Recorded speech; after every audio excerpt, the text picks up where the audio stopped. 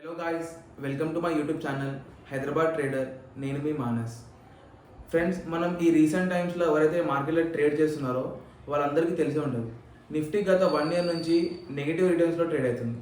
Negative రిటర్న్స్తోనే కాకుండా Nifty ఒక range బౌండ్లో trade అవుతుంది. ఆ రేంజ్లో కూడా చాలా వోల్టైల్గా ట్రేడ్ అవుతుంది. అలాగే చాలామంది పోర్ట్ఫోలియోస్ 1 year కానీ దాని ముందు నుంచి కూడా నెగిటివ్లో ఉన్నాయి, లేదంటే న్యూట్రల్ పొజిషన్స్లో ఉన్నాయి. కానీ ఇంకో వైపు చూస్తుంటే గ్లోబల్ మార్కెట్స్ పరంగా యూఎస్ కానీ వేరే మార్కెట్స్ అన్నీ చాలా మంచిగా గెయిన్ అవుతున్నాయి. గోల్డ్ సిల్వర్ కూడా చాలా మంచిగా గెయిన్ అవుతుంది. కానీ మనం ఇండియన్ స్టాక్ మార్కెట్ ఒకటే ఇది ఒక రేంజ్ బౌండ్లో సెటిల్ అయిపోయి ఎంత మంచి న్యూస్ వచ్చినా కూడా, జిఎస్టీ కట్స్ వచ్చినా కూడా, ఆర్బీఐ రేట్ కట్స్ వచ్చినా కూడా అవి ఏమంత ఎఫెక్టివ్గా మూవ్ అవుతున్నట్టు కనిపిస్తలేవు. ఇవన్నీ సినారియోని మనం దృష్టిలో పెట్టుకొని ట్రంప్ చేస్తున్న నెగిటివ్ కామెంట్స్ కూడా ఇవన్నీ మన దృష్టిలో పెట్టుకొని నెక్స్ట్ మన నిఫ్టీ ఫర్దర్గా ఎట్లాంటి మూమెంట్ ఇస్తుందో మనం ఈ వీడియోలో తెలుసుకుందాం. ఇప్పుడు మనం చూస్తున్నట్టయితే నేను నిఫ్టీని 1 day టైం ఫ్రేమ్లో సెట్ చేశా. అందులో మనకి క్లియర్గా అనిపిస్తుంది నిఫ్టీ లాస్ట్ 5 to 6 monthsలో ఒక 1000 points రేంజ్లోనే ట్రేడ్ అవుతుంది. 25,300 నుంచి 24,300 మధ్యలో. ఆ రేంజ్లో కూడా చాలా వోల్టైల్గా ట్రేడ్ అవుతుంది. అలాగే మనం చూస్తే నిఫ్టీ 1 year టైం ఫ్రేమ్లో చూసుకున్నట్టయితే మనము నెగిటివ్లో ట్రేడ్ అవుతుంది. నిఫ్టీ మనకి లాస్ట్ ఇయర్ సెప్టెంబర్లో ఆల్ టైమ్ హై హిట్ చేసినట్టు కనిపిస్తుంది. దాని తర్వాత ఇప్పుడు మనం నిఫ్టీకి మీడియం టు షార్ట్ టర్మ్లో సపోర్ట్ అండ్ రెసిస్టెన్స్ చూసుకున్నట్టయితే మీడియం టర్మ్లో మనకి 23,800 దగ్గర ఒక క్రూషియల్ సపోర్ట్ ఉంది. అలాగే ఎగ్జాక్ట్ షార్ట్ టర్మ్ కోసం చూసుకుంటే 24,500 దగ్గర మనకు ఒక సపోర్ట్ కనిపిస్తుంది. ఇన్ కేస్ ఈ 25,500 బ్రేక్ అయితే మనకి 23,800 డోర్స్ ఓపెన్ అయ్యే ఛాన్స్ ఉంది. అలాగే మనకు షార్ట్ టర్మ్ రెసిస్టెన్స్ లెవెల్ చూసుకుంటే 25,100 నుంచి 25,200 మధ్యలో కనిపిస్తుంది. ఇప్పుడు మార్కెట్లో either side breakout or break down వస్తే మార్కెట్లో ఒక బిగ్ మూవ్ వచ్చే ఛాన్స్ ఉంది. దానికి మనకు సపోర్ట్గా విక్స్ కూడా చాలా లో ఉంది, ఆల్మోస్ట్ 10 to 11.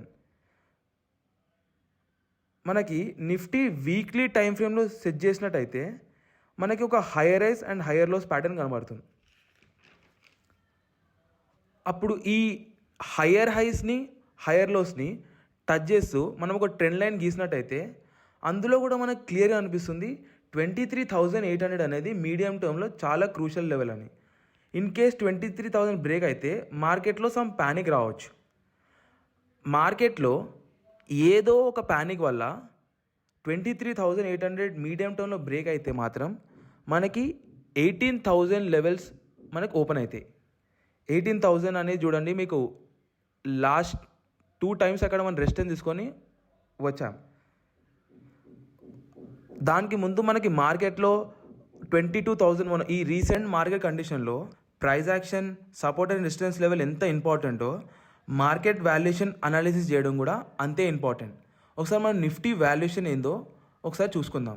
ఇక్కడ మనం నిఫ్టీ 1 year టైం ఫ్రేమ్లో వాల్యుయేషన్ చూసినట్టయితే మనకి పిఈ ఆల్మోస్ట్ 21.6 దగ్గర కనిపిస్తుంది. అదే మనం 5 years మీడియన్ పీఈలో చూసుకుంటే నిఫ్టీ మనకి 22.6 పీఈలో కనిపిస్తుంది. అంటే ఇప్పుడు క్లియర్గా ఈ 1 yearలో మనం కొంచెం అండర్ వాల్యూడ్ జోన్లోనే ఉన్నాం. అంటే మనం మార్కెట్లో ఓవర్ వాల్యూడ్ అయితే అసలు లేం. మనం 10 years టైం ఫ్రేమ్లో చూసుకున్నా కూడా మనకి 22.6 పీఈలోనే ఉన్నాం. అంటే 10 years ప్రకారం కూడా మనం ఓవర్ వాల్యుయేషన్ జోన్లో లేం.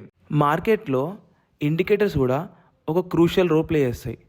మనకి ఇక్కడ చూసినట్టయితే నిఫ్టీ అనేది లాస్ట్ జూలైలో 20-day మూవింగ్ యావరేజ్ బ్రేక్ చేస్తున్నట్టు మనకు కనిపిస్తుంది. అప్పటి నుంచి ఇప్పటి వరకు మార్కెట్ అనేది ప్రతిసారి 20-dayని రెసిస్టెన్స్ తీసుకొని కిందికి రావడానికి ప్రయత్నిస్తుంది.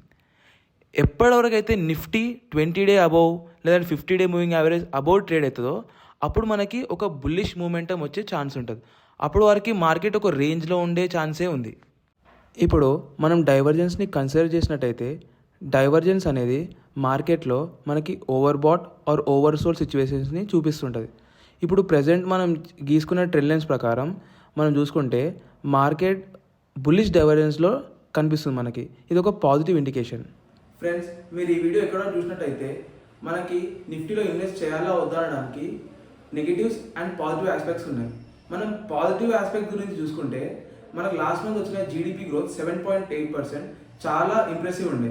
దాంతోపాటు మన ఆర్బీఐ రేట్ కట్ కానీ జిఎస్టీ కట్స్ కానీ ఇవి నెక్స్ట్ 5 to 6 monthsలో దీని ఇంపాక్ట్ ఏదో చూపించగలుగుతాయి.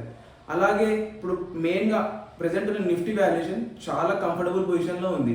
అలాగే ప్రైస్ యాక్షన్ కూడా మనకు కంఫర్ట్ ఇస్తుంది. అదే నెగిటివ్ విషయానికి వస్తే మనకి ట్రంప్ రిలేటెడ్ టారిఫ్స్ కానీ గ్లోబల్ అన్సర్టనిటీస్ కానీ అలాగే most important FI short positions వాళ్ళు చాలా అగ్రెసివ్గా షార్ట్స్లో ఉన్నారు. క్యాష్ కూడా చాలా సెల్లింగ్ చేస్తున్నారు. ఇవాళ నెగిటివ్ ఆస్పెక్ట్. మీకు ఈ వీడియో ఇన్ఫర్మేటివ్ అనిపించినట్టయితే ఒక లైక్ చేయండి. మరిన్ని ఇన్ఫర్మేటివ్ వీడియోల కోసం నా ఛానల్ని సబ్స్క్రైబ్ చేయండి. నేను మీ హైదరాబాద్ ట్రేడర్ సైనింగ్ ఆఫ్.